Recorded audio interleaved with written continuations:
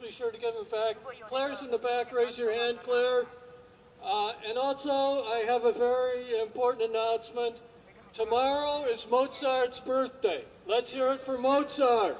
Yeah! Okay. And guess what? It's also James Cromwell's birthday. Happy birthday, James. Thank you for stopping by. And I'm not going to give you any further introduction.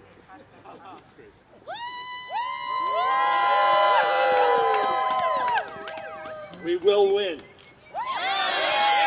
Right. First of all, thank you all for coming.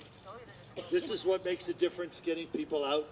Ordinary people who want to protect their environment, protect their communities, and have a saner energy policy. This is the way to do it. Let them know that this does not work. Those of you may not know that I have been fighting, along with other people, in Orange County in a town called Wawayanda, a 650 megawatt frac gas-fired power plant called CPV. Horrible. We have done everything that can be done. We have petitioned the governor. We've gone to the DEC on the regulatory agencies. We've gone to FERC in Washington. We've protested every week. We got arrested. 3 of us, including myself, went to jail. We have appealed our conviction. We brought a suit against the company. In every case, our voices have been denied. It doesn't count for nothing because we are police. The reason you're here is because of the work that other people have done in their communities to show you that this is the effective. The only power that can make a difference is people power. You go against the government and you go against the corporations, and believe me, they are one and the same. The only thing that has the power to defeat them and to make them face reality and to change their priorities is the power of the people to demand justice. And that's what we're here for. I got started many years ago in the civil rights movement. And in the civil rights movement, which was to get the people in the South their vote, which had been denied them since the Civil War.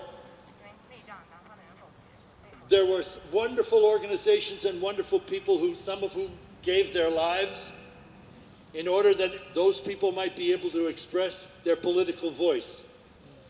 That movement was subverted and suppressed and corrupted by the Federal Bureau of Investigation, by local authorities, by white citizens' councils. In other words, the same thing that happens here, where probably somebody in this group is representing this industry and is writing down everything I say and reporting it back to somebody to find out if they can frustrate your will to have this stop.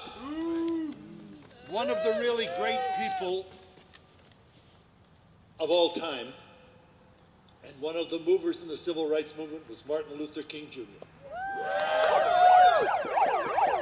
And he was attacked, he was spied upon, and ultimately he was killed for what he believed in. And they will call us, we are called now, radicals. We are environmental radicals. And that's a good thing, because Martin Luther King was a radical. So I thought I'd end by just reading something that he wrote. It applied, in this particular instance, to the civil rights movement. Very carefully, you'll hear it's the same admonition to all of us and to what we must do. We are now faced with the fact that tomorrow is today.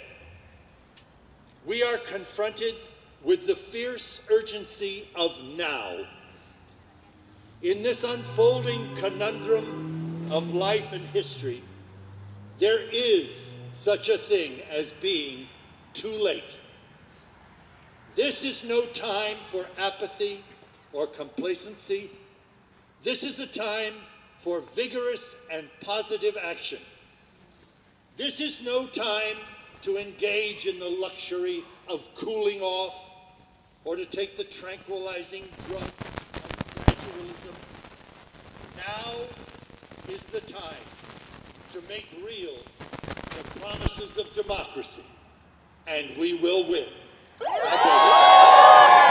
Governor Cuomo and various other people demanding a supplemental environmental impact statement, because what happens is, and the same thing happened to us, they plan these projects so far in advance that they do not know the advancements in science that have been made in calculating the deleterious effects of what come out of those smokestacks and the fugitive methane and the entire process. They didn't know the health effects. So often they didn't take into account the pollution to this community, upwind and downwind of the plant.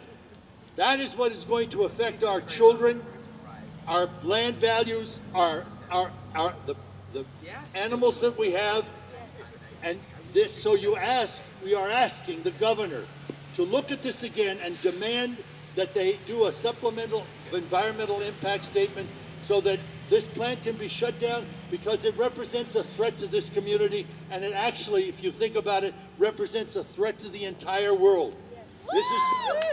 This is not a bridge fuel. Fracking is not a bridge fuel. Remember, we don't have a ban. We have a moratorium on fracking. And this governor is dedicated to using more fracked gas than has ever been used in New York before, which comes from places like Dimmock, Pennsylvania. Those people are suffering. Their wells are polluted.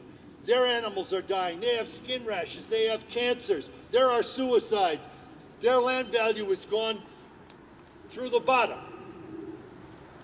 We're exhorting the governor to look at this again as a health hazard and to resubmit, force the company to resubmit an environmental impact statement that addresses these issues.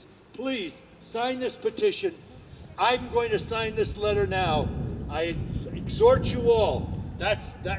Find out about this petition, publish it as much as you can, and persevere. Bless your hearts.